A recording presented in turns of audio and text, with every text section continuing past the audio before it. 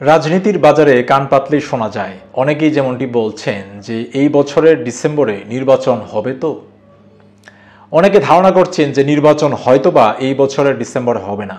অনেকে যেটি বলছেন যে নির্বাচন হয়তোবা ২৭ মানে ২০২৭-এ বা ২৮-এ বা ২৯-এ হতে পারে।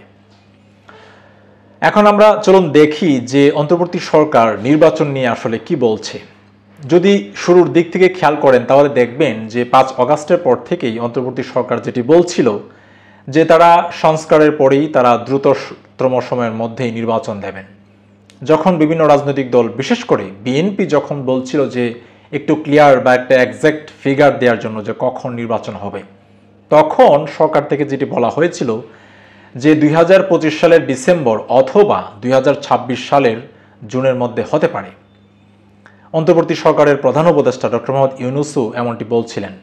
পরবর্তীতে আমরা যেটি দেখলাম যে অন্তর্বর্তী সরকারের প্রেস সচিব মিস্টার শফিকুল আলম তিনি যেটি বলছিলেন যে নির্বাচন ডিসেম্বর বা ২০২৬-এর মার্চের মধ্যে হতে পারে।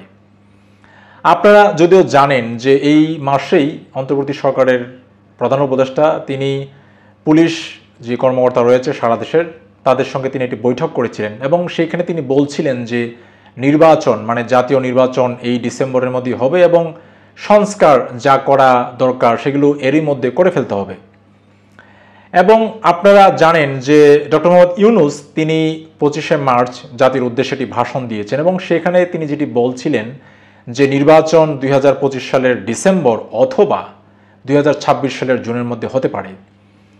তাহলে দেখা যাচ্ছে যে এক্স্যাক্টলি নির্বাচন কবে হবে না হবে সেটি নিয়ে কোনো মানে একদম নির্দিষ্ট করে ডেট এই সরকার দিচ্ছে না বা দেয়নি। এবং যদিও আমরা দেখলাম যে যখন ডক্টর মোহাম্মদ ইউনূস তিনি বলছিলেন যে ডিসেম্বরের মধ্যে নির্বাচন হবে, এই কথা বলার পরপরই বিএনপির নেতারা বলে আসছিলেন যে ডিসেম্বরের মধ্যে যদি নির্বাচন হয় তাহলে দেশ ভালো থাকবে বা দেশ সঠিক পথে আগাবে। বা অনেকে যেটি মানে বিএনপির অনেক নেতাই যেটি বলছিলেন যে ডিসেম্বরের মধ্যেই নির্বাচন দিতে হবে।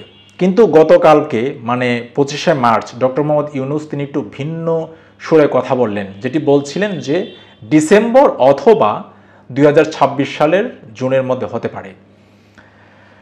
এবং আপনারা যেটি জানেন যে জাতীয় নাগরিক পার্টি মানে বিএনপি বাংলাদেশ জাতীয়তাবাদী দল যাদেরকে কিংস পার্টি মনে করে, এবং আপনারা জানেন যে ছাত্রদের প্রতিনিধি যে নতুন রাজনৈতিক দল গঠন করেছে এনসিপি বা জাতীয় নাগরিক পার্টি, তাদের দুজন প্রতিনিধি মানে ছাত্র প্রতিনিধি সরকারেও রয়েছে। তারা কিন্তু আসলে চাচ্ছে না যে এই ডিসেম্বরে নির্বাচন হোক।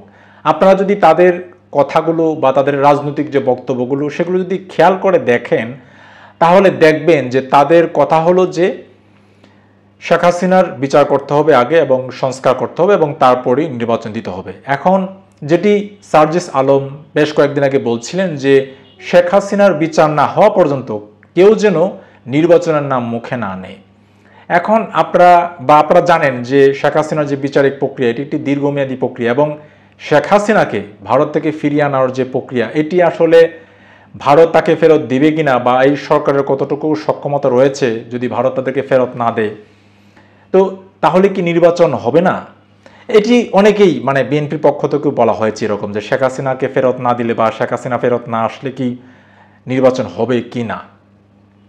এবং আপনারা যদি জাতীয় নাগরিক পার্টির বিভিন্ন পর্যায়ের নেতাদের বক্তব্য দেখেন তাহলে তাদের জিস্ট হলো এরকম যে তারা এই বছরে নির্বাচন চাচ্ছে না, এমনটি ইন্ডিকেশন রয়েছে তাদের বক্তব্যের মধ্যে।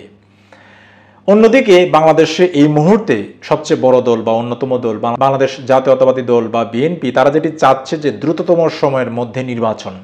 বিএনপির কথাগুলো শুনলে আপনারা দেখবেন যে বিএনপির মধ্যে এক ধরনের ডাউট রয়েছে যে এই অন্তর্বর্তী সরকার তারা আসলে নির্বাচন দেবে কিনা, মানে এই বছরের মধ্যে তারা নির্বাচন দেবে কিনা। আমার ধারণা সেই প্রেক্ষিত থেকে হয়তোবা বিএনপি দ্রুত নির্বাচন চায় বেশি বেশি করে, এবং দেখবেন যে প্রতিনিয়তই তারা কিন্তু এই ধরনের কথা বলে আসছে যে দ্রুত নির্বাচন দিতে হবে।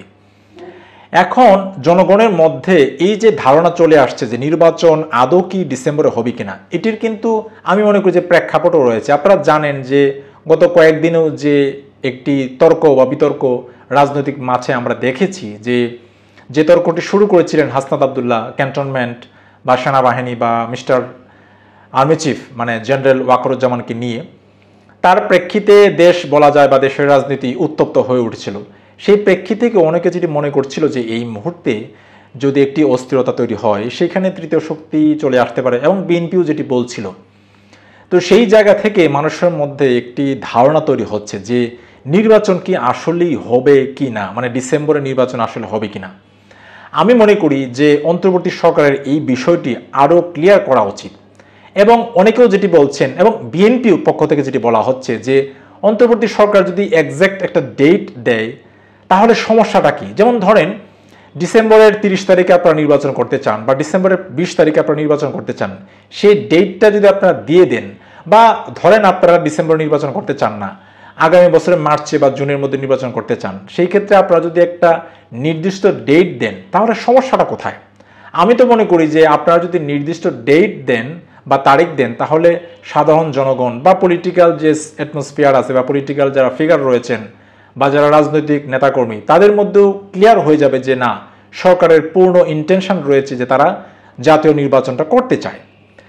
আমি মনে করি যে অন্তর্বর্তী সরকার এই বিষয়ে আরও খোলাখুলিভাবে আরও স্পষ্ট করা উচিত যে তারা যদি এই বছরের মধ্যে নির্বাচন দিতে চান তাহলে একটা নির্দিষ্ট আসলে ডেট তাদের দেওয়া উচিত। না হলে জনগণের মধ্যে এই যে ধারণা বা এই যে জল্পনা কল্পনা কিন্তু বাড়বেই যে নির্বাচন কি আসলেই এই বছরের ডিসেম্বরে হবে। তো প্রিয় দর্শক, এই ভিডিওটি আপনারা এতক্ষণ যারা দেখেছেন আপনাদের কি মনে হয়, সরকার কি এই বছরের মধ্যে নির্বাচন দেবে? কমেন্ট সেকশনে আপনারা মন্তব্য করে জানাতে পারেন।